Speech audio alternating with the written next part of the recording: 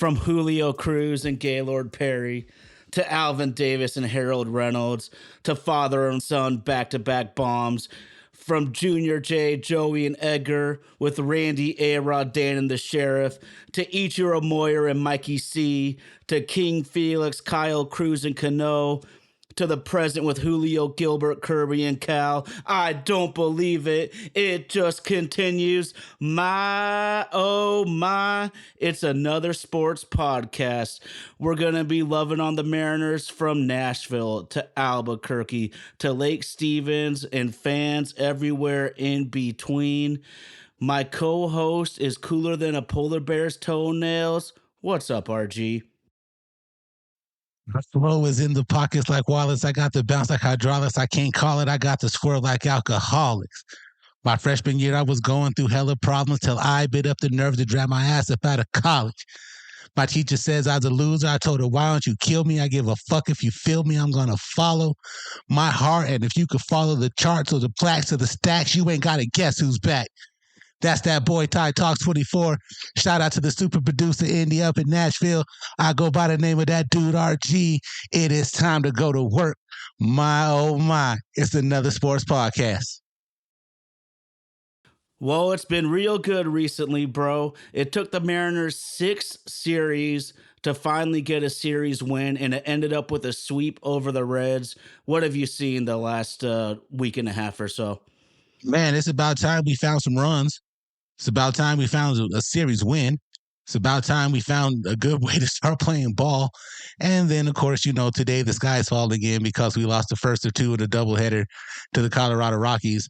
And we are coming to you live right now on Twitch and YouTube. So we are currently down 2-0 in the first inning to those same Colorado Rockies who only have 5 wins on the year. But that's baseball. That's just how it goes. We got a lot of game left tonight. We'll give you some updates while we're sitting here doing this broadcast. Shout out to wherever it are you listening from, whoever you're listening with. Shout out to the people who've been following us for a while now. We are excited to bring you this all new show and this all new format. Ty, man, I've been waiting to get this going for a minute, baby. Let's get it. Oh, for real. I'm so hyped. I'm so excited. And it sure helps when the Mariners get back on the winning track. We were sluggish and struggling out of the gate, only 6-10. We've battled back to 500 at least as we stand. And you know my stance, bro. Just get to 25-25. That might not be ideal, but that gives you a legitimate chance to get to 90 wins. If you get 500 in the first 50 games, you only need to go 65-47 the rest of the way to get to 90.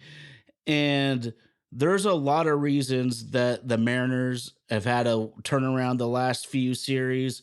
But I would definitely say I was harping that our best players were playing terrible to start, including the Cleveland series when I noted that the 1 through 4 hitters in the lineup were a terrible 186 at the dish. Castillo and Kirby both got annihilated.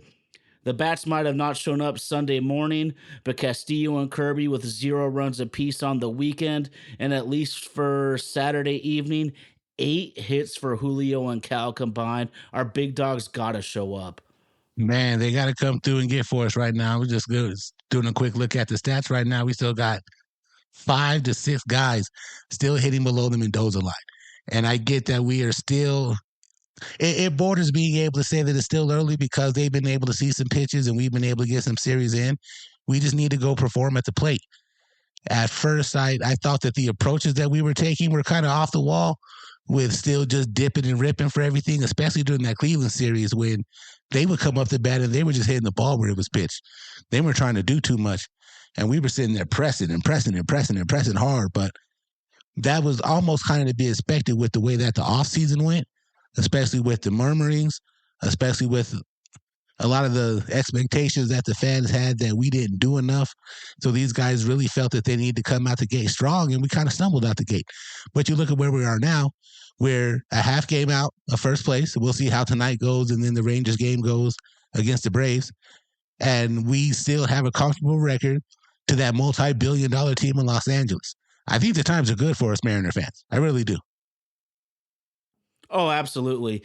And it's really easy to be negative early, but the only reason I can see flowers amidst the broken concrete is we were somehow staying afloat with our best players playing terrible. Now, I'm going to just WRG from spring training. I'm dubbing you the president of the Class A fan club, and I'm right behind you. I'm your VP tooting the horn. This guy has given a major spark to the team. He adds tremendous range in the outfield. If you have Class A and Julio out there, you have the ability for a Julio to cheat a little bit towards right center because you can trust Class A can track down balls that our other corner outfielders can't. Can zone 211, 3 home runs, and age 26 with average defense at best. Class A has been up and down at the plate. His extreme speed always shows up, RG. Where are you on keeping Class A up here when Canzone gets healthy? And what sort of leash does Canzone have? Because 26, I don't see a ton of potential necessarily, but Class A at 21, man, the sky's the limit for this young man. He's performing well, he stays. It's as simple as that to me. If he's performing well, he stays. You are going to ride your hot hand. At least that's the way that I would look at it if I was the manager of this team and in part of baseball operations. You ride your hot hand. Now, I get that Canzone has been with us and he has performed and done some things to weather the storm, help us weather the storm with some of his performances. But if Clase is in here hot, then you find a way to keep him involved in the lineup, even if you got to kind of platoon him. And I don't know how much that would hurt a young kid compared to someone with a little bit more age like Canzone has. But if Clase is setting the world on fire when Canzone comes back, that's a decision that I would hate to have to be servicing in baseball operation to have to make. But I know from a fan's perspective, you better not take the hot guy out of the lineup to go back to try with this experiment. Yeah, and he brings a definitive spark to the team. You feel it, and speed can cause teams to make terrible plays out there. He almost had the in the park air home run, I would call it. And I feel the speed on the base pass, the right fielder just missed the grounder and it goes past him. 3 run score. He almost gets an in the park grand slam. Now, I was looking up some of our struggling players, RG, and if the Mariners are willing to sacrifice a little bit of versatility in the field, Luis Urias actually has one option left as a big league player. So when Canzone gets healthy and Josh Rojas is playing damn good baseball out there, 333, he is swinging at strikes. His swings are within himself, and he is earning the right to not have to platoon right now. If Canzone, Clase, and Rojas are all definitively better, I don't see any reason why we shouldn't send Urias to AAA while we still have that option available to the ball club. That's why those guys make money to make those big decisions like that. To me, it seemed like a no-brainer, but again, I'm just a fan. I'm just a fan with the podcast with the homie Ty Talks, and we're just sitting here just chopping it up, baby. Just telling you hypothetically how we see it being able to go down. But absolutely, man, you stick with these hot hands that are giving us, and let's be willing to be bold.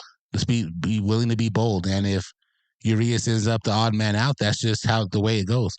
Maybe he can help from some time down in AAA, get that swing right, get his eyes right, and then be able to come up and find a way to contribute to the team. But long too often we try to stay the course, hoping that someone turns into something without being able to strike while the iron is hot and be able to keep the momentum going.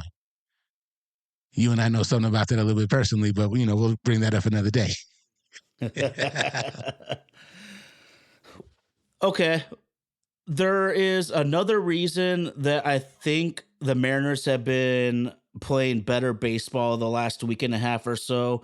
And although we are still a pathetic second worst strikeout rate as a hitting ball club, we've also jumped up to fourth best walk percentage this season. And a huge reason is I'm watching Polanco. That dude's walking more than Moses across the desert, bro. And Mitch Garver, he has both guys below the Mendoza line, terrible averages, but I foresee in my crystal ball that both of them are going to jump out of these slumps and have major damage sorts of weeks on the horizon. Because although they're terrible averages, they are both at a 2 to 1 or less than 2 to 1 strikeout to walk ratio each, which means they're swinging at strikes. They're feeling the strike zone. The hits will come if you have a good approach at the plate, and both those guys are doing it. So good things are on the horizon for those two veterans we acquired this offseason. Jorge with 15 walks, J.P. Crawford with 10, Mitch Garver with 9, Cal Raleigh with 9, Mitch Haniger with 8. That's showing some patience at the plate and just not up there just swinging at anything and being able to read the pitch a little bit more, which is extremely hard to do at a major league level. So we got to give a shout out to them for being able to control their efforts while they're up there at the plate. A walk is a base runner, and a base runner is a potential run. We still do a damn terrible job at being able to move guys around, and we have left a lot of meat on the bone. If we've been able to eat half that meat, baby, God, could you imagine where we'd be sitting right now? And as we move forward throughout the course of the season, but that's just something that the Mariners have had issues with for a couple seasons now. Just being able to take care of first things first and get guys from first to second, second to third into home. Um, Hopefully we can get a change in that with some more consistent at bats, just trying to hit the ball where it's played. Not everything needs to be a front of home run. Take the launch angle out of it. Let's just go back to just playing some baseball. Make contact with it. See ball, hit ball is the simplest concept of baseball that's ever been taught.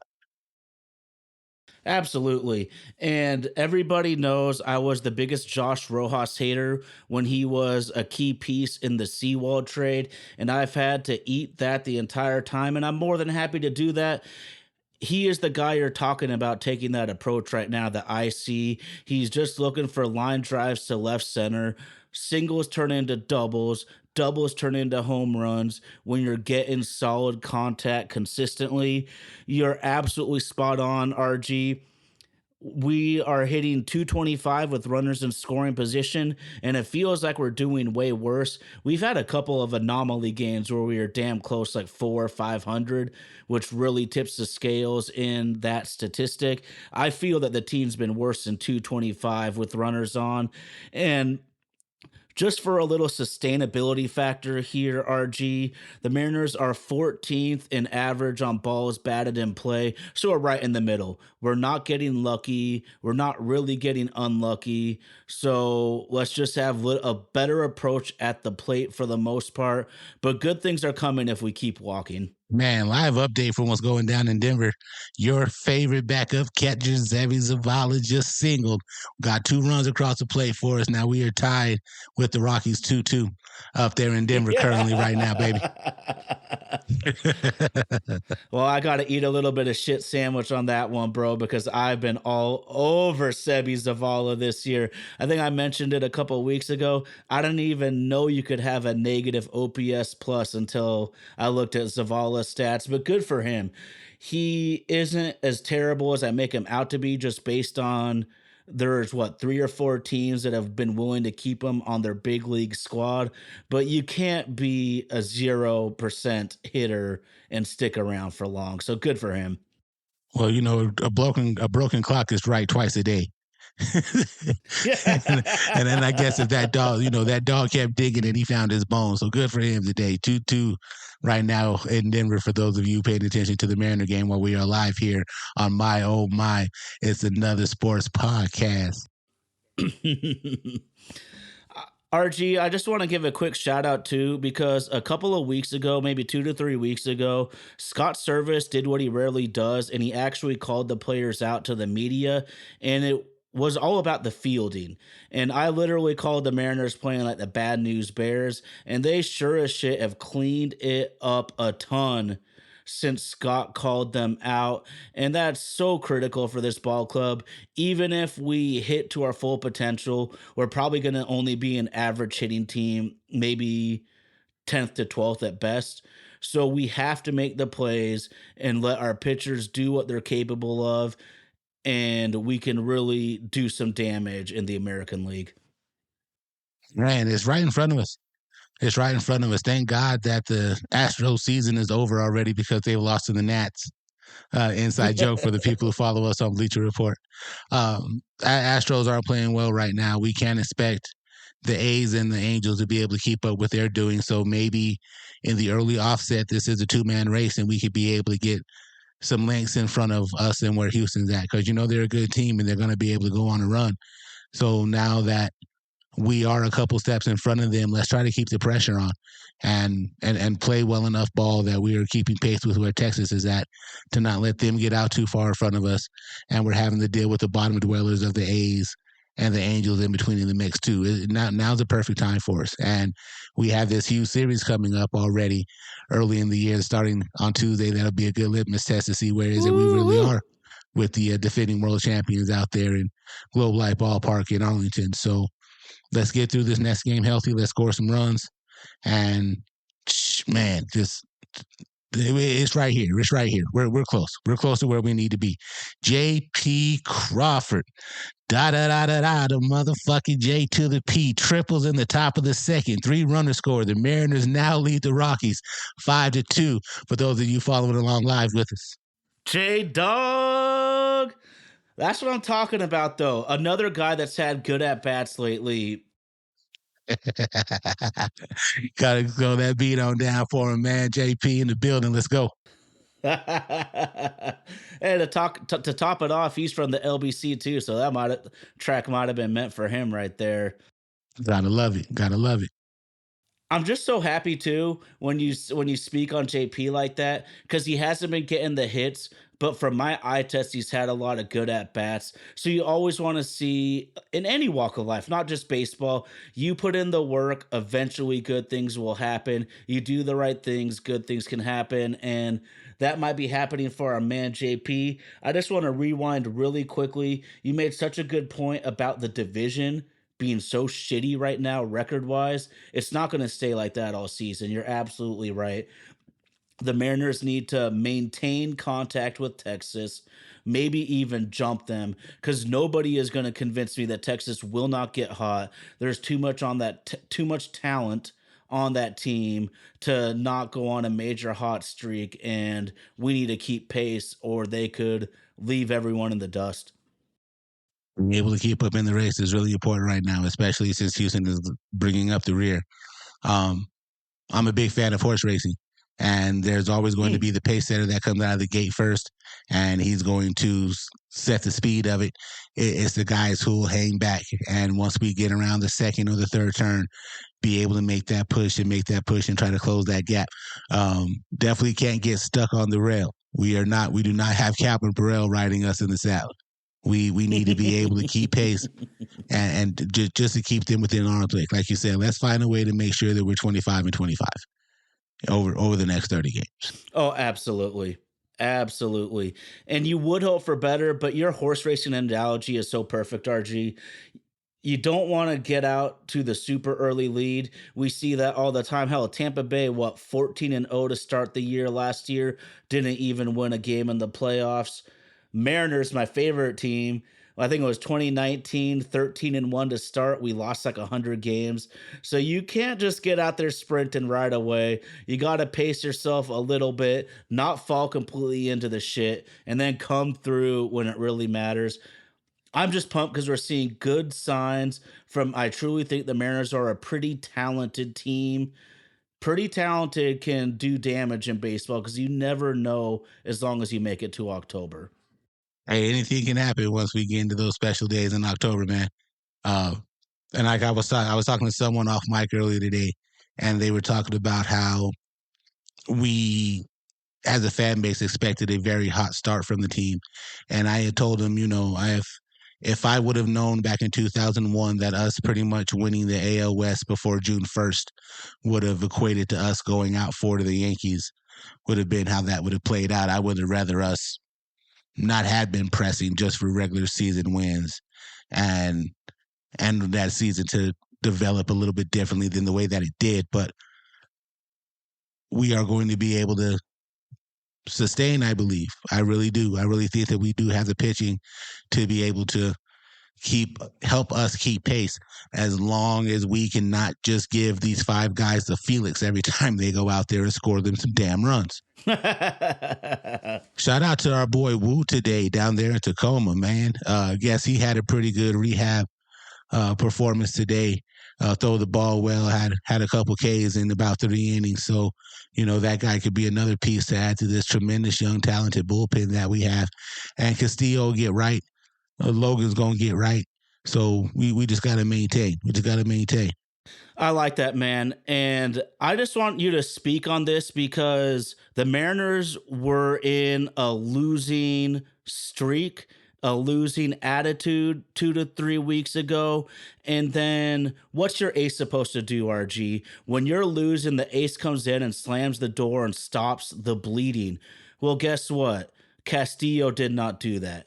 Kirby did not do that. Your boy, LG the OG, was the one that stopped the bleeding. You're the first person I know that's saying Logan Gilbert is an ace. Y'all need to recognize. Speak on that, RG, because you were the first to say it, and he proved it a couple weeks ago.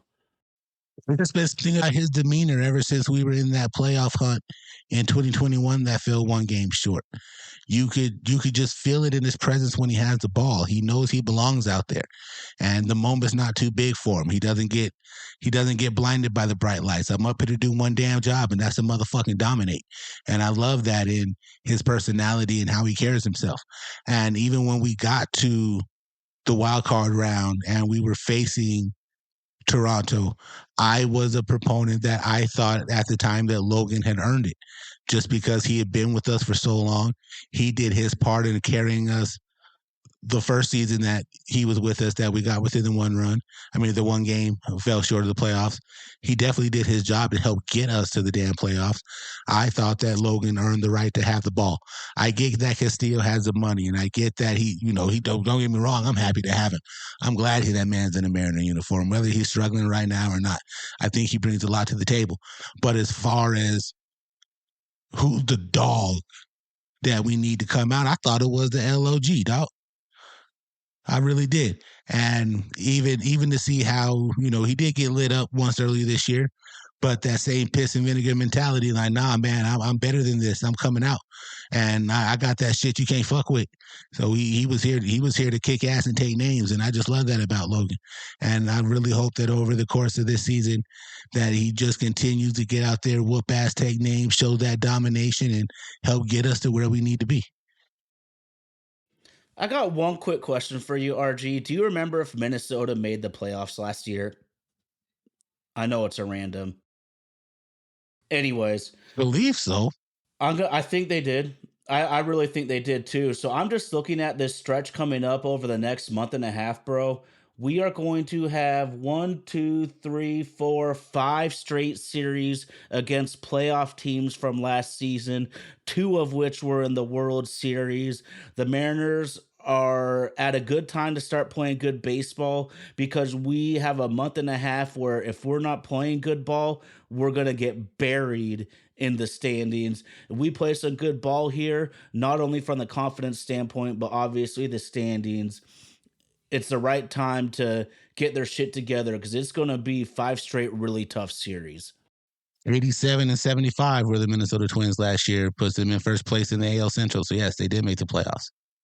That is them, man. 5 straight playoff series coming up on the horizon, including the daunting Atlanta Braves. My God, they look good, dude. Man, Travis DeArno, I know I'm saying his name wrong.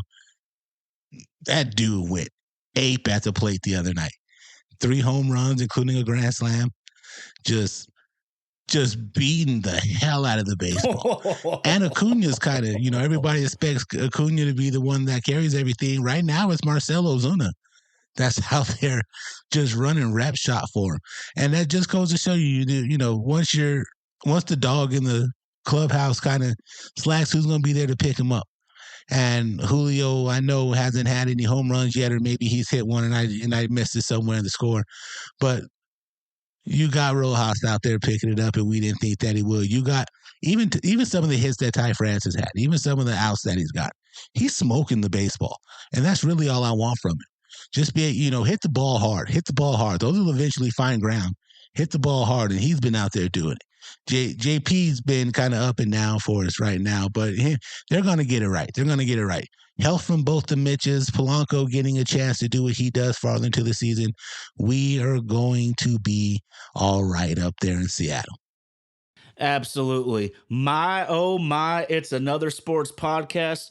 One more tidbit here, RG, I wrote down when I was just looking at some league-wide stats. The Mariners have the 9th ERA, but are first in WHIP and giving up the 10th most home runs. So to me, the pitching's getting even better and will get better because they're limiting base runners at the best rate in all of baseball and are giving up too many home runs. So if they can just find the middle a little less, this might be the rotation we thought it could be. And Lord help our opponents if we can get Brash and Santos back healthy, because I've been impressed with the less heralded bullpen arms. They haven't been perfect, but they're competing, and I thought we might be up Schitt's Creek losing those two guys and shortening the pen. A lot of unheralded dudes have come up big for us. They sure have, man. They sure have, man. And we're going to, once we get those guys back, we really have the ability to make baseball game 7-inning games. Again, a lot of that is predicated on how well our offense can come out and help bail these guys out, because unfortunately we don't have an Ohtani that can go up there and give you 8 innings on the mound and go 3 for 4 at the dish. So we're definitely going to need some production from these guys that are currently hitting, sub Mendoza line in the lineup. But again, we still got plenty of times for this to be able to play out. Still got time for plenty of this to be able to play out, man. Absolutely. Let's go Mariners. It's not easy being a Mariners fan. That's why I get so hyped when there's any glimmer of hope, because in my 39 years on the earth, I'm probably 33 to 35 of them have been disappointing seasons, and they had a lot of disappointing ones before I was even born, RG. Is there anything else on our beloved Seattle Mariners you want to touch on here? Man, for those of you watching, you can obviously see where me and Tyler's loyalty roads. We're all marinated up from head to toe, and they are a big part of our podcast. And we just like talking sports, and we like talking our favorite teams. So, we'll be giving you updates with how the Mariners go throughout the course of the year. It's the end of 2 in Denver right now. Mariners are up 6-2 over the 5-16 Colorado Rockies. Well, RG, we decided that we would start touching on some of the bigger sports topics, and they can range from any sport. We will touch on it. The surprising one right now is there's so much talk about women's basketball. My wife's grandpa will call her every time that Caitlin Clark is playing. She's not the only superstar doing work and elevating the ladies' game. Oh. I have my hypothesis on that. But RG, just tell me what you're thinking right now, because there is a drastic boost in women's hoop interest right now in 2024. What a time to be alive. What a time to be alive. We have sat and watched the evolution of this game. Now, me personally, I kind of follow women's basketball a little bit more than the next man does. My sister-in-law, shout out to Dion Marsh McDonald, all-time leading women's scorer and rebounder in UNM, the University of Mexico Lobo basketball history.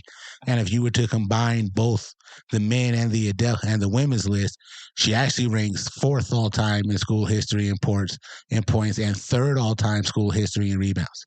So there are women who have out here been blazing that trail and beating the block and making noise in their name. And the super macho dude will tell you, oh, well, it's women's sports, blah.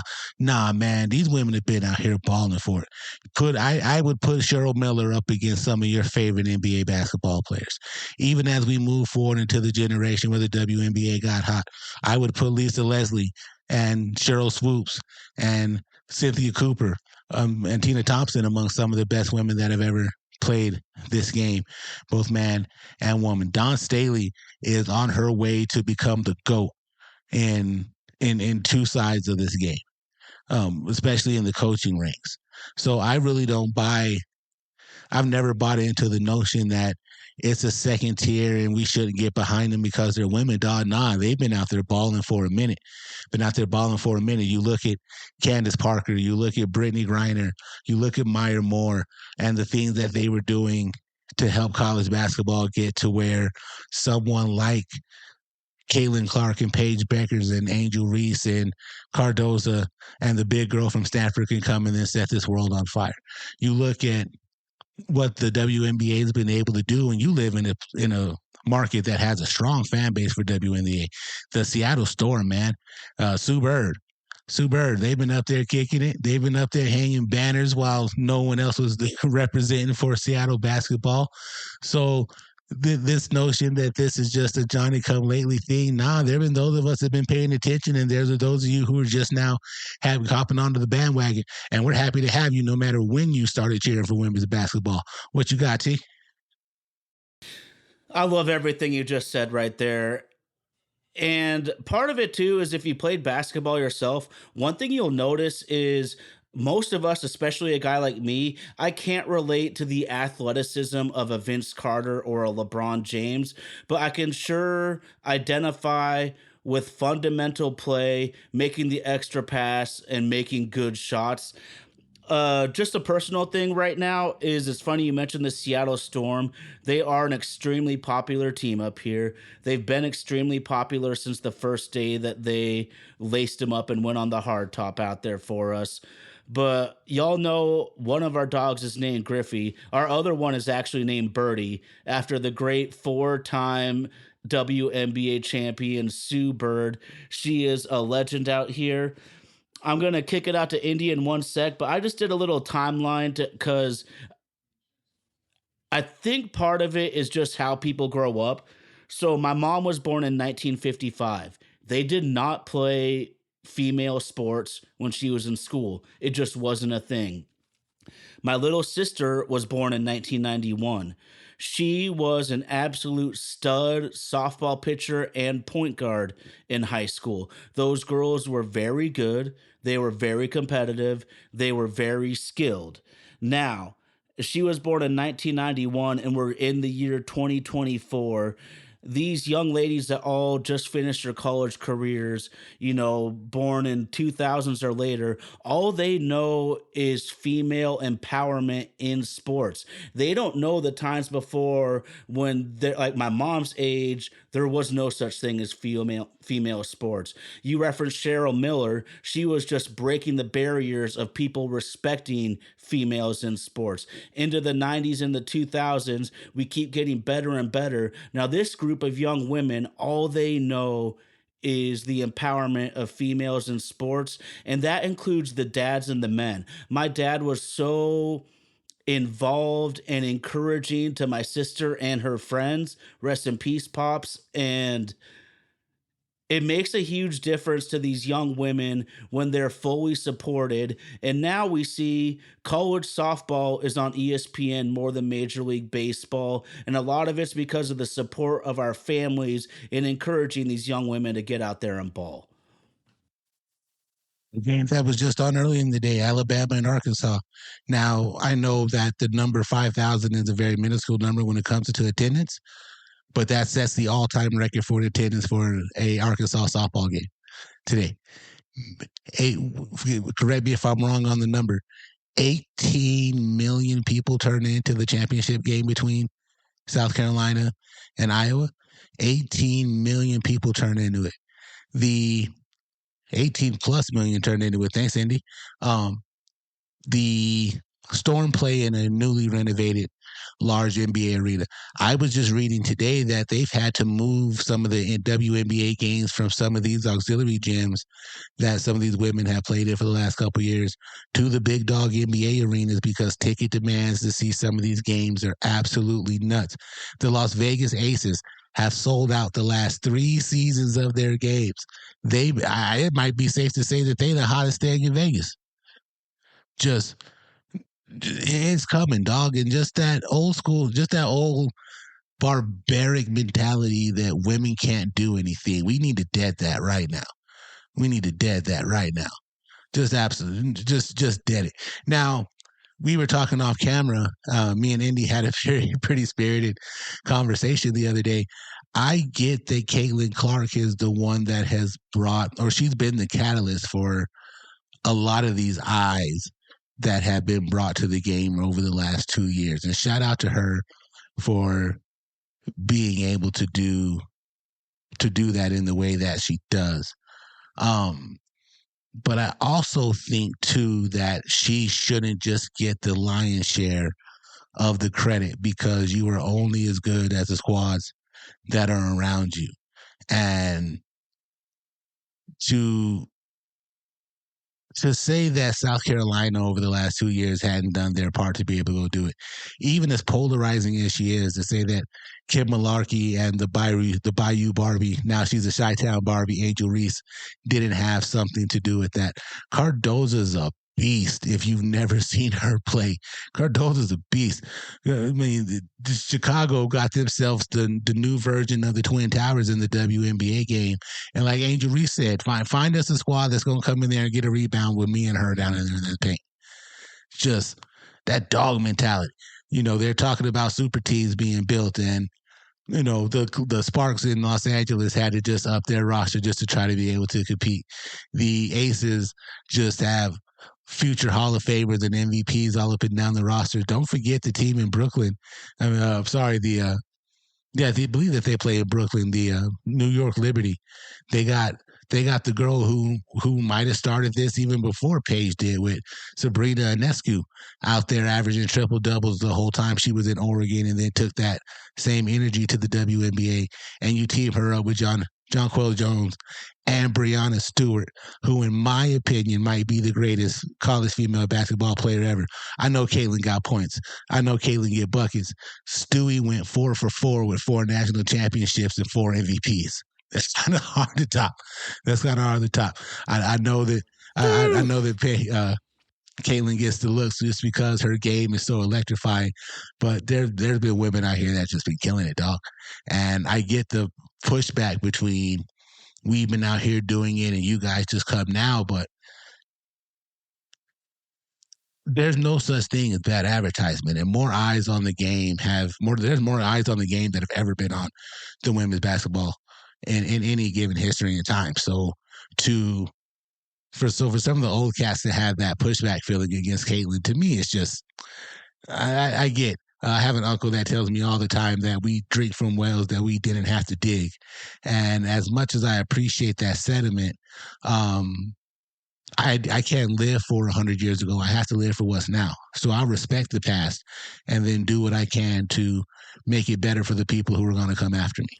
What are your thoughts, Indy? I mean, I don't disagree with any of that, with anything that either of you guys have said.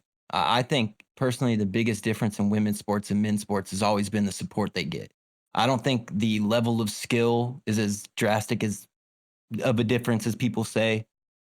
I think it's support. And I think finally, who cares how it's happening, that they're starting to garner national and international recognition like they should. They're like, that pay scale will bump up as the viewership and the attendance records and all of that bumps up. That pay scale will bump up. And I think the people that are the old heads, I guess you would call them, just the veterans that are in the league griping, should see this as an opportunity. Go out here and ball on them and make for great television, make for great entertainment. This is sports, yes, but it's entertainment. And whether they like it or not, these young girls coming in are entertaining. They are entertaining. Like, there's so many storylines. I don't remember who said it, but I was watching a podcast and somebody said it, like, there's so many storylines going into this WNBA season that, like, there's never been this amount of just natural content and just drama that's going to flow from this season. Like, I'm excited. I don't know who else. Like, I've never had friends tell me they were excited for a WNBA season, but people are telling me they are this year. So Oh, it's gonna go down. It's gonna go down. Can you imagine? Or maybe we should pull it up and then you tell everybody the stats are once it gets a little bit closer. I bet you tickets for Aces versus Indiana Fever are going to be just as ridiculous as fucking Warriors Cavaliers over the last few years, or Denver Phoenix. That's a pretty good NBA rivalry with seat sales. I mean, just the demand for the sport is at an all time high, and the viewership that comes on it. Now, I'll mix something that was said during the protest of everybody wanting to kneel for the flag and what it really meant and this, that, and the other. And Jamel Hill from ESPN, big shout out to her, got reprimanded from ESPN because she put out something in one of her podcasts that said, if you really don't like what these guys stand for, then the only way for you to really hurt them is to not go spend money on their product and not spend money with their advertisers. And ESPN lost their shit over that statement. But it's the absolute truth. But it also works in the other side too. For the people who look at Caitlin Clark's salary and is like, oh my God, how's she only going to make $76,000? Well, if you're upset about that, what you need to do is go buy some tickets to some games, is to pay attention when they're playing on TV. Watch it. Whether it's her playing, whether it's the Liberty playing, whether it's the Minnesota Lynx playing. And in the women's game, a lot of these teams already have a good lineage that is built because it hasn't been like the male version of the game is, where only 30% of the league has won championships. It's not like that in the women's game. It's really diverse and it's really spread out. And to support them with your advertising dollars by paying attention to the game. If you want them to be able to make a fair living and then they don't have to go overseas to make better money, which is half the reason why Brittany Griner got in the trouble she did in the first place, because she can make more money playing ball in Europe than she can in the U.S. If you don't want things like that to happen, then you need to go down and support these women. And it's as simple as that. Amen. Amen. Because people that know me know how huge of a proponent I am for women playing sports. But the facts are the facts, you guys. Last year, the NBA revenue was $2.8 billion. Last year, the WNBA revenue was $65 million.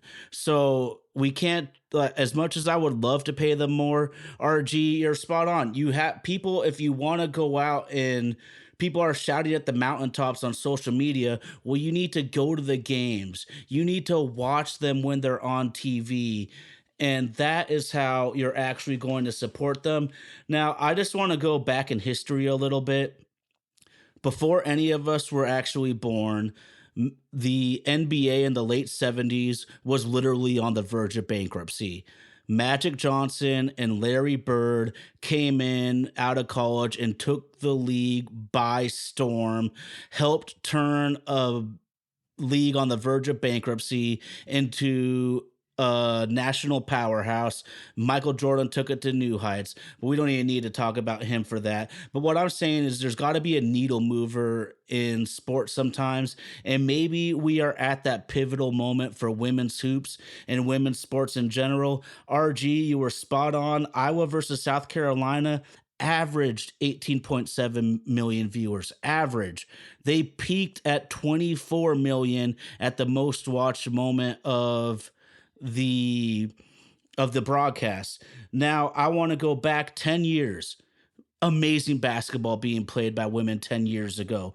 UConn versus Notre Dame, 4.3 million viewers 10 years ago in the title game.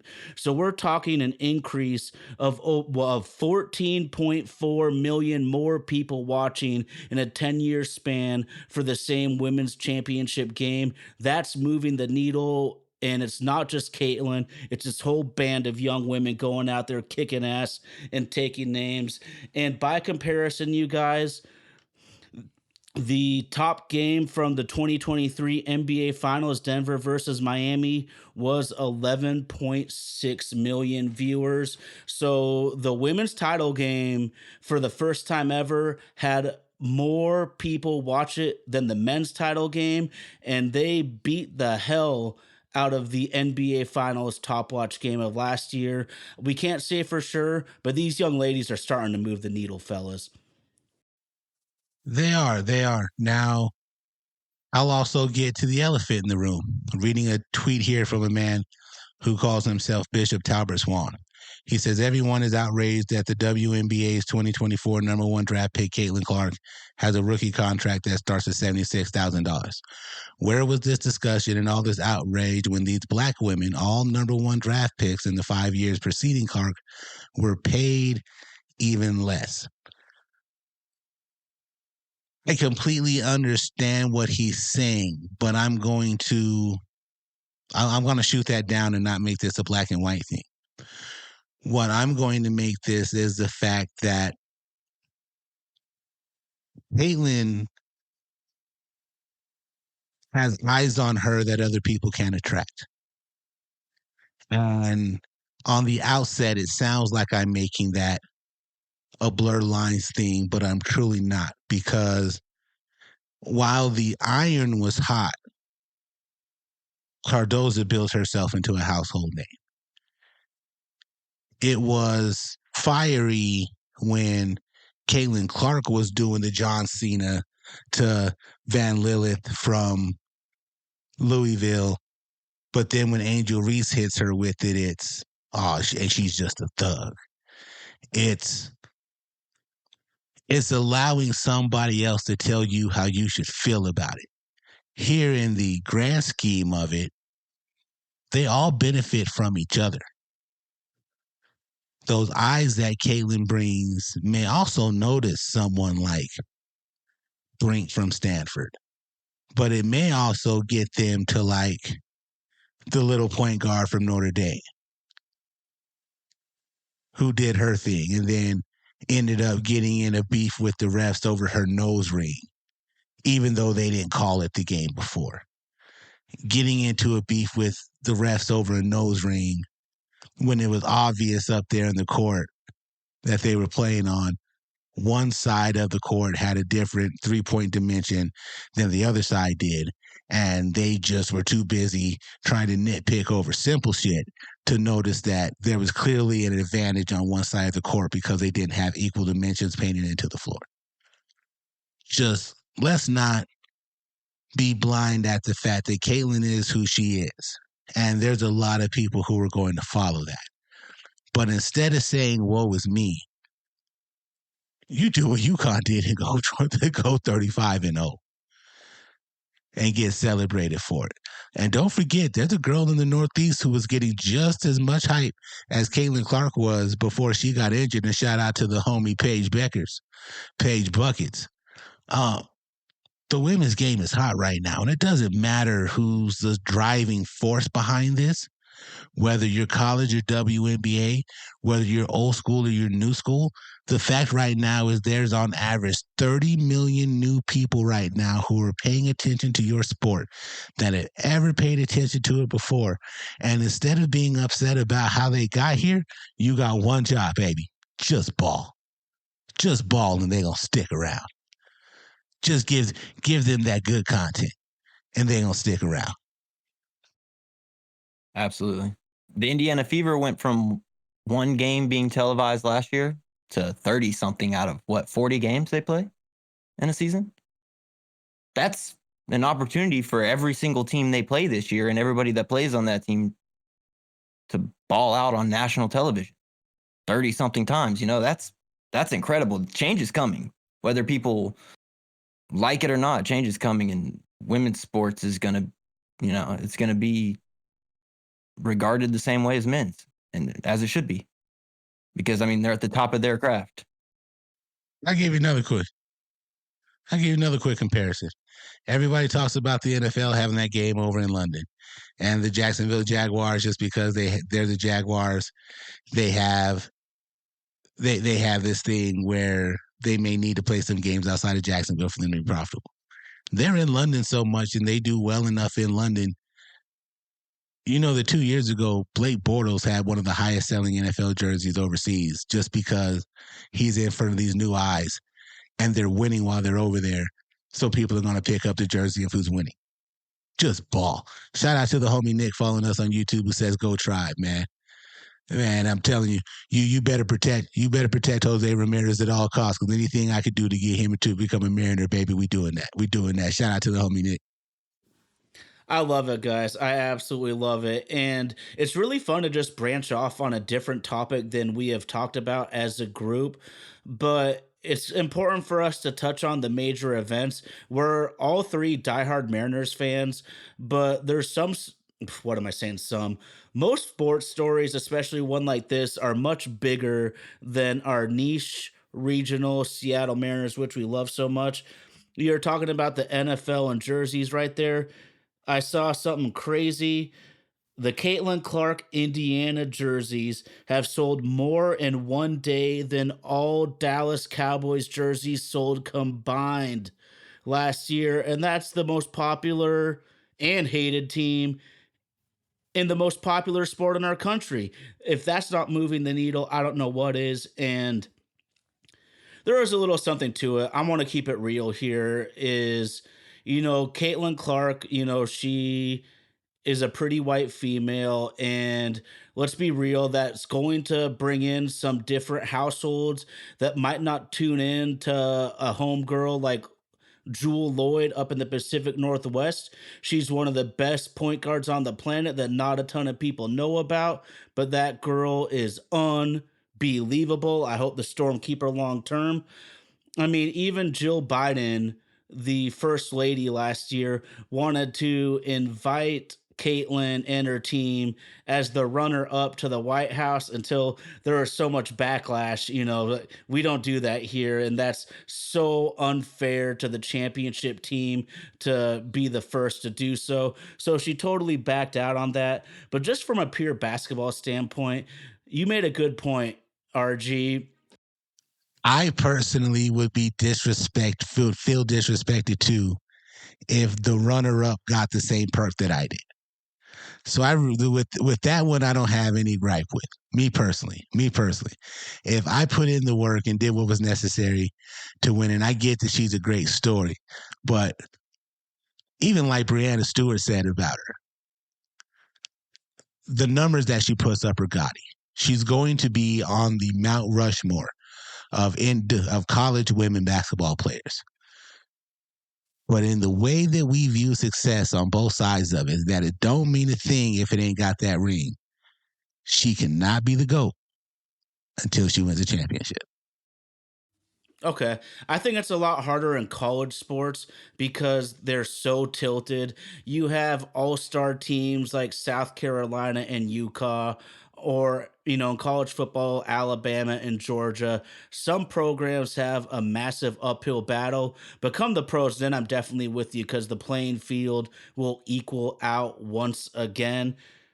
But like I was just thinking, just from a pure basketball standpoint, she could easily just turn out to be Jimmer Fredette, or she could be Steph Curry. We really don't know how it's going to turn out. But all I know is when Steph Curry is on that court, I say to myself all the time, that is terrible shot selection except for one man on the planet. I say the same thing about Caitlin Clark. That is terrible shot selection except for one woman on the planet. She balls. We are not denying the fact that she balls. We are not denying the fact that she goes out there and gets it. I'm just saying, take the opportunity you have to step in the ring with Mike Tyson and Buster Douglas his ass.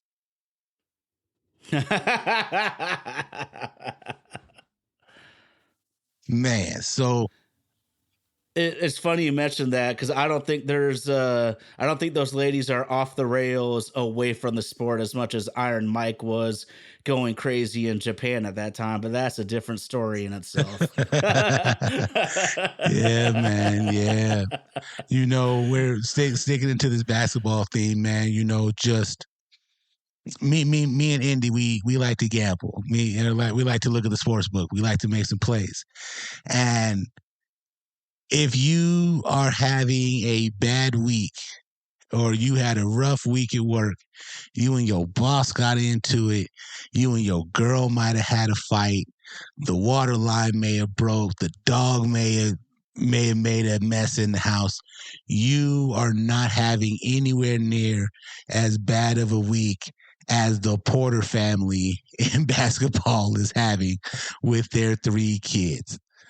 Just some of the most outlandish things that can happen to someone in the swift of a week. God has chose to rain hellfire and brimstone on the Porter family for some of the mistakes that they have made. I personally, for one, don't get the uproar about Michael Porter having Lana Rhoades on his podcast. I don't know if she would be a good guest for our podcast, but again, people bring eyes and people bring mentions. If he thought that was the way to go, then it's his podcast and his format. He thought that was the way to go. What's unforgivable, though, is his brother Jonte, formerly of the Toronto Raptors. Just know who you are and stay in your lane, dog, and understand your place. This dude, if you don't know, if you're into betting like me and Indy are throwing some dollars here, you could bet on what are called player props, where you could take a player for more or less to be able to do a certain stat that put up on the board. And with the influx that gambling has taken over the United States, I mean, it's everywhere. Prize Picks has their format. DraftKings just has now countered with one called Pick Six, where even if you live in a state where you can't use DraftKings and FanDuel and BetMGM outright, you can still use the daily fantasy sports format, which is legal in all 50 states, just the ones who choose not to implement it. So it's illegal almost anywhere. Texas has some of the strictest gambling laws. You can play daily fantasy sports in the state of Texas. So this dude, Jonte Porter, and like I was saying with the Ohtani thing, all you got to do is be a little bit quiet. The money trail is going to come out, and it's going to be some things going down. He used his platform on Reddit to go and tell some people, I don't think I'm going to give it my all tonight. And what do you think that the betting public went and did with that information? The league's investigation found that prior to the March 20th Raptors game, Porter disclosed confidential information about his own health status to an individual he knew to be an NBA bettor. So what did that guy do? He took Porter's under on all the stats that were made available to him. But this guy got greedy, and he saw the lick and was like, man, I'm about to retire tonight. Placed an $80,000 bet on a parlay of Jonte Porter's unders to win $1.1 million. Here's the thing about that, sports people listening to us. If you're having a hard time figuring out who Jonte Porter is, you're not alone. It's because he doesn't matter. He's a scrub player in the NBA. So put it to you like this. When most people are betting props, you go with the superstar. You go with your Embiid. You go with your Jokic. You go with your Giannis. You go with Dame Lillard. You go with LeBron. You go with Steph. That they'll hit and maintain some of this. I like to try to find value in some of the others, as Shaq and Barkley like to call them. Like to see if the Red Rocket Kevin Huerter can keep his hot streak going, hitting threes. Dante DiVincenzo, the big ragu, he's been on fire from three. So I might try to take something like this.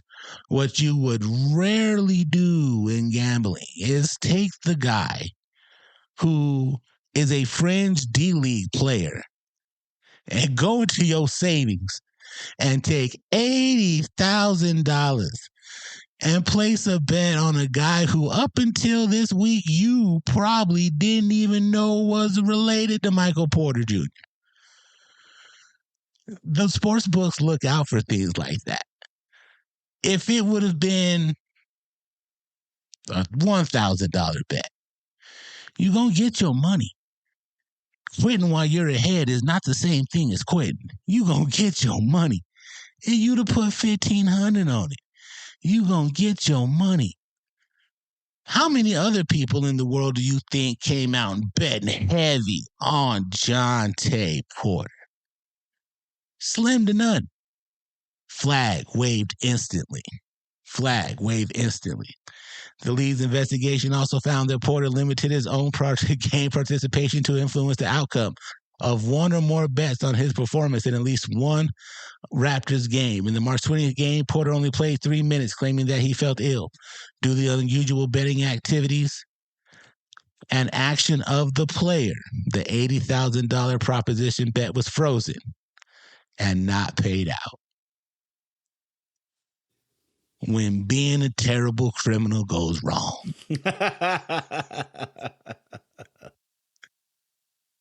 In addition, the NBA throughout January through March 2024, while traveling with the Raptors or Raptors 905, the G League affiliate, Porter himself placed at least 13 bets on NBA games using an associate's online betting account.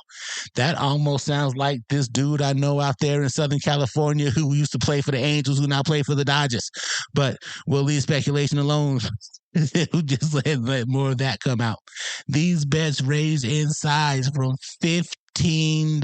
That's a bet that me and Andy placed. A professional athlete making $15 bets, knowing that that is absolutely illegal. If you gonna do some crime, dog, like I ain't gonna risk my livelihood just to win $100 on FanDuel. If I'm gonna risk my livelihood, I gotta be able to get paid, because ain't nobody else gonna pay me for getting caught doing this silly shit. These bets raise from $15 to $20,000 for a total of $54,000. The total outcome on these games bet was $79,000. So he basically just bet Caitlin Clark's salary in a year. The resulting nets winning from risking a mid-level United States income would have only made him the same amount as if that dude would have worked a 9-to-5 being the fry cook at McDonald's all year. $21,000. That math ain't mathing, homie, and you done blown up your whole career and made yourself look like the dumbass of the day for $21,000. The big kicker to all that, all those bets he placed lost. Was it Dave Chappelle who had a bit about the dumb criminals of the world? But this one takes the cake. The one thing I'm going to ask you then, RG, especially because you guys know way more about betting than I do, is growing up, we had a family member who had a major gambling problem, who ended up in major financial problems because of it. And this family member, my parents would always warn us about, to be really careful about placing wagers and getting caught up in that mix, because some people get completely out of control. Do you think that this might be the case of a young man that gambling, he just can't beat his demons there? Or is he just cocky and thought no one's going to get him? You can't really say, can you? Unless you ask him personally. He could feel like he's just wasn't going to make enough as a fringe player. Maybe this was his ticket into making consistent money while he is in the league, like a little boost or something. Who knows? Maybe he felt pressure from friends to see if it worked or something. You never know what the story is. He could have just been a stupid mistake that cost him his career, maybe more. Who knows? I don't know. Shohei just got caught. Calvin Ridley just got caught. Another player that the Eagles just signed just got caught. At least 3 other people in the last Colts 5 years. Yeah, the Colts player. My bad. Since this has all gone legal and all gone federal in the last few years, all these players have been caught. And you thought just because I can't give this dude the benefit of the doubt. This dude is a grade A bona fide dumbass. And he played the game that we talk about often in these streets here. He played fuck around and find out. And oh boy, did he find out. Oh boy, did he find out. Well, in more somber news, I think we might as well keep it pretty quick. But we know that a 42-year-old woman lost her life in a DUI car crash caused by one of the Porter brothers. And I don't want to shed too much light on this necessarily. I just want to say to the Rothman family of the woman who was killed in that DUI car crash, our condolences. And I just want to tell all of our fans out there, oh God, I sound like a jerk, listeners, please don't drink and drive. There's Ubers, there's Lyfts, there's buses, there's trains, there's light rails. Call a friend. Just, it's not worth it. I have no problems with you going out and getting liquored up. That's the least of my worries. But everyone out there, please be responsible when you do so, and do not get behind the wheel after you've been having some beers or some liquor. Thank you very much. Lost two lives. That innocent lady and his own man. So again, just tough week for the Porter family, for real. And I know they got some ties. Tyler was going over some of the ties that he knows that the Porter family has, and certain reasons that may be listening and whatnot. Just fight them demons. Fight them demons. Have a little bit of fun, but know when to quit. Yeah, absolutely. It's no one's telling you not to drink, no one's telling you not to gamble, but just please be smart about it. There's so much to life, and one terrible decision can ruin multiple families, and that's what happened in that car crash. So we like to keep it light, we like to have fun, but everyone, please be smart about what you do with your adult activities. There's not an easy way to transition here, guys. But we know we're coming up on one of the most popular sporting events in the country, the NFL draft.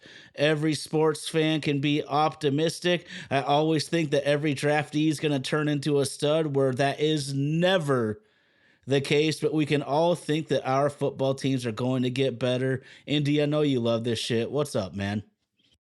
I'm excited. We're super close.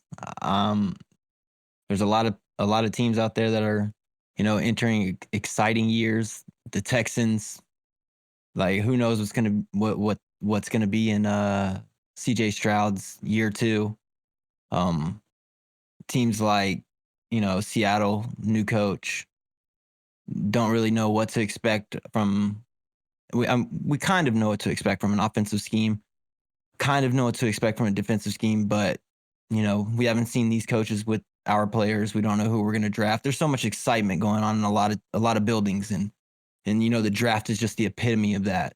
And it's going to be the biggest day for a lot of young guys' lives, up to this point, and it's exciting stuff. We got a lot of studs that are going to go early and often. A lot of receivers, a lot of quarterbacks.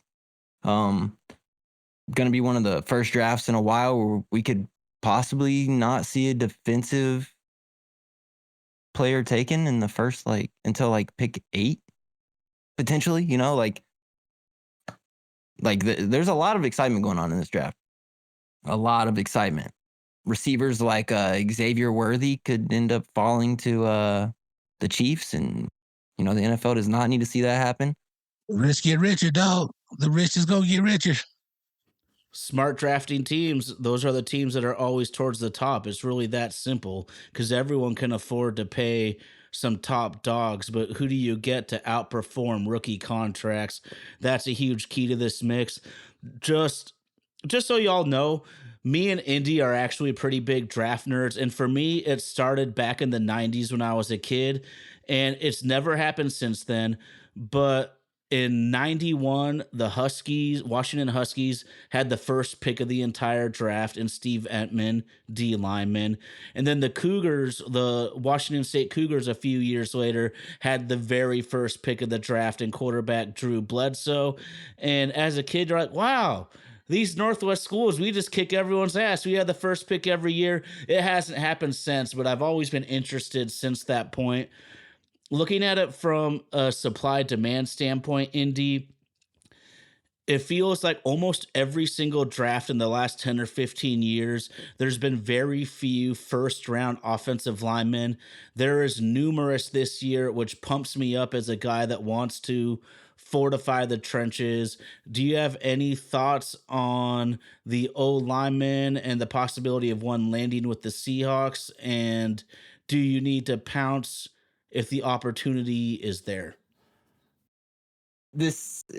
From the standpoint of like the Seahawks front office, just thinking from like where their mind would be, it's a tough one, because if someone like Brock Bowers is still there, if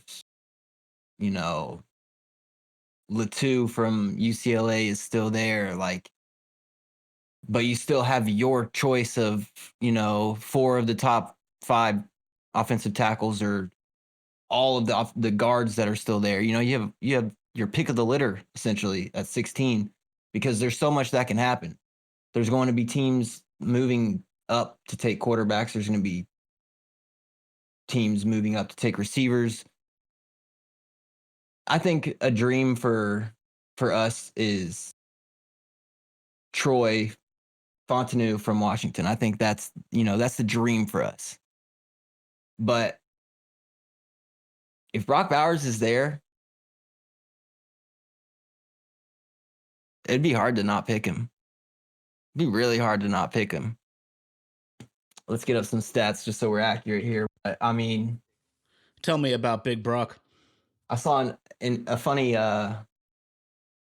post on Instagram the other day saying that Brock Bowers was wearing a hat that only he can wear, because he is a 2-time John Mackey Award winner and a 2-time national championship winner. You know what I'm saying? And the hat had 2-time John Mackey Award winner and 2-time national champion. That's pretty sick, man. It's a hat that only he can wear and it be true to him. You know what I'm saying? Like, that describes him right there. Like, he's, swag on 100,000 million. Yeah, and just his build, 6'4", 240, his production, his just the way that his teammates speak about him, the way his coaches speak about him. He's gonna be a locker room guy. He's gonna be a hard worker, but that he's gonna be more than just a guy that's in there, an extra tackle. He's gonna be involved in everything. He's gonna be involved in the run game, the passing game, as a blocker, as a receiver. He's going to be a distraction because he's that good. He's going to demand attention from the defense and from the coordinators. He was SEC Freshman of the Year. He was included on the All-SEC first team and All-American second team his freshman year. Like, we're talking about a guy who has a college pedigree, a guy that could, I feel could be taken top 10 and no one would bat an eye. Top 5, possibly. They might question a little bit, but once he gets out on that field, no one's going to say anything anymore. He's him. One of the biggest things that comes to my mind when I think about Brock is, what's the respect of your peers that you play with and play against? And even with a hurt ankle, when he gets in the game, all eyes on Brock. All eyes on Brock. And you know that even with the hurt ankle, he's still going to come out and give you some yards. He's still going to come out and give you some catches. Just T.O. in the Super Bowl. Just that type of performance where even when the dude is hurt, he's still regarded as the most dangerous weapon on the field. There's not an NFL team in the world who wouldn't be lucky to have that kid and that work ethic, depending on where he goes next Thursday night. Mm-hmm. And then I just want to add a tiny bit there because there's so much to talk about. Well, we're not going to completely dive into the weeds here, but that's a dude from Napa, California, I believe, wine country, California. It would be really easy for him to just stay on the West Coast, go to one of the LA schools, but he decided, nah, I'm going to go to where they have the biggest badasses in all of college football right now and compete with those dudes, win across the country. And all he did was become maybe the best player on the team.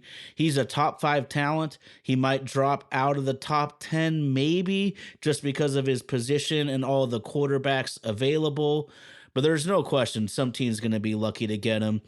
Indy, I have a man crush on Husky offensive lineman Troy Fautanu, and I'm no expert scout, but this guy is quick, he's powerful, and he's nasty. And if you give me those 3 qualities, I'm going to show you a Pro Bowl offensive lineman.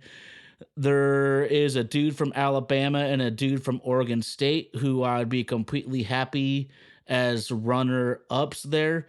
You talked on Leatu Latu, an edge rusher from UCLA. I just think it's really interesting with him because he was at the University of Washington at one point and he needed a neck or back fusion. The Husky doctor said, "You cannot play football for our program. You are going to medically retire."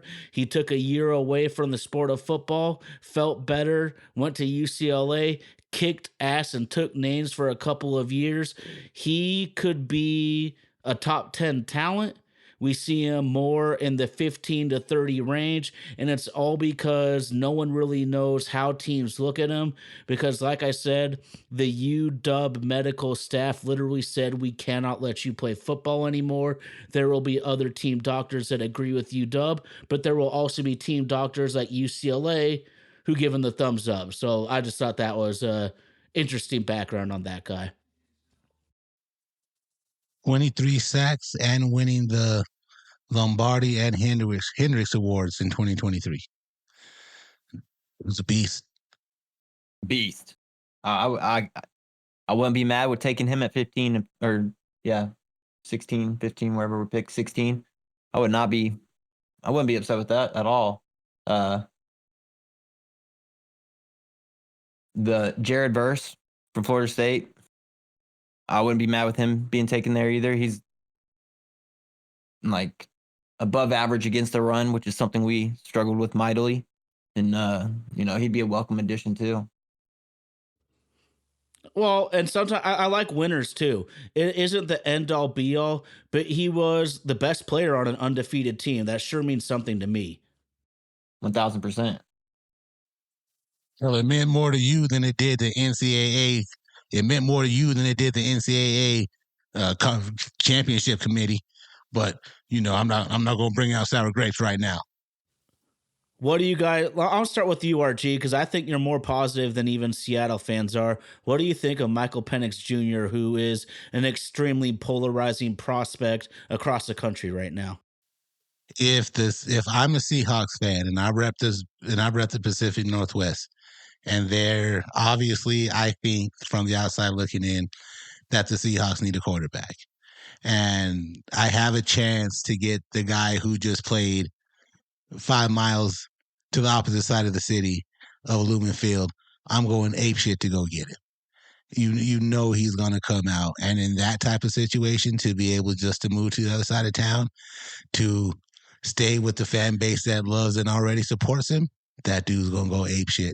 I think he's got great physical ability. I think he's able to read the defense and do things that you want to do. He put up the numbers that you wanted to have. Just Michigan just kind of got after him, and out there playing hurt wasn't gonna get the Huskies the results that they wanted. But to me, everybody's going apeshit over Caleb Williams and Drake May and Jaden Daniels. I really think that the better of the quarterbacks, honestly, in my opinion, is Michael Penix Jr. And I'm willing to stand on that business. I really think that he is the unsung gem of the quarterback room. Maybe you're lucky enough to get him in the same position that Dallas got Dak. And just watch how he can rejuvenize that franchise. I just really think that if you have a chance to get him, with him being the hometown kid, even though he started his career in Indiana, I think if you have a chance to get him, you take him. Now, will your front office see that the same way? Will the rest of your fan base see that the same way? I could give a shit. I'm not a Seahawk fan. I'm an Eagle fan, and we got our own problems. No matter how many offseason acquisitions we get from the Jets, we got our own problems brewing in Philly. We're gonna have to find a way to replace that dog, Jason Kelsey, and I know that we're gonna slide Cam Jurgens over. And, we did nothing but draft half the Georgia defense over the last 2 years, and that really didn't pay some great dividends for us towards the last half of last season. But, we'll give those young dogs a chance to mature and turn into the beast that we need. But it is an exciting time. The NFL draft is fun. The demand for it is crazy. Indy lives in Nashville and can tell you that when the draft was there, 1 million people downtown flooded it. Just the biggest party that they've had outside of anything country music award associated in Nashville. Just the city just beamed for days. Now, I'm from a small state, so the best thing that we get out of the draft is when Brian Urlacher went in the top 8 to the Chicago Bears back in the day, and a guy named Glover Queen who had a pretty incredible career with the Detroit Lions, also out of New Mexico. But really, New Mexico players are kind of those guys taking on the Saturday of the draft, and we're just happy to see if one of them gets a chance to either make a practice squad or try to change his life financially. Amen. And that's actually one thing that I love about the draft so much, even though we know there's a large percentage of players that end up broke 5 years after their playing careers, is it's an opportunity to change the socioeconomic status of your family and of your future. And to see that happen for any family is a heartwarming and uplifting occasion, in my opinion. So I just love that aspect of the draft as well. Indy, is there any subject to... All right, what's up?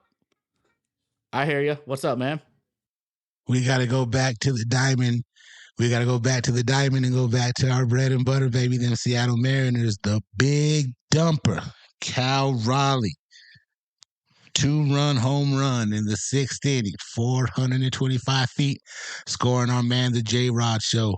Seattle is now up on the Colorado Rockies 9-2, headed into the bottom of the 6th. Let's go.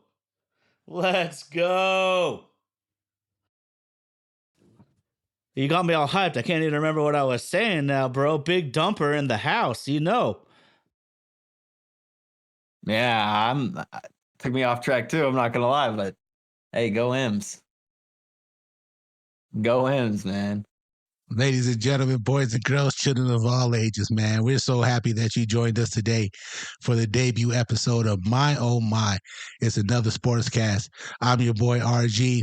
As always, I'm joined with my man Ty Talks 24, holding it down all the way out of Seattle, Washington. The man who makes all this happen, all the cute graphics, all the music you hear, and the guy who makes me sound like $1 million, man, super producer Indy, rocking for Vaden Podcast Services out of Nashville, Tennessee. Again, we're thankful that you joined us. We thank you that you've been patient with us. Technical difficulties do happen, lots of internet service, but hey, we just gonna roll and make it do what we got to do. Final thought, really just be kind to one another, support everything that you go out and love, rock with your favorite teams. We're here to debate it, whether you like the takes or whether you're not. You can always prove us wrong. You can find us on Facebook. You can find us on YouTube, Instagram, TikTok. We're live each and every Sunday here on Twitch and on YouTube. And if you missed any of this broadcast, be sure to check out the podcast when it drops on Spotify and Apple or anywhere that you check out your favorite podcast, man. For sure, man. Thank you for rocking with us. Once again, I'm that dude they call RG. Shout out to the homie Ty Talk, super producer Indy. A big and special shout out to our girl Katie Massimano holding down the socials for us.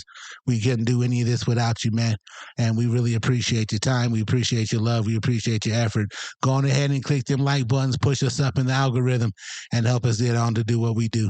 Once again, I'm your boy RG signing off for My Oh My. It's another sports podcast live on Twitch and YouTube each and every Sunday night.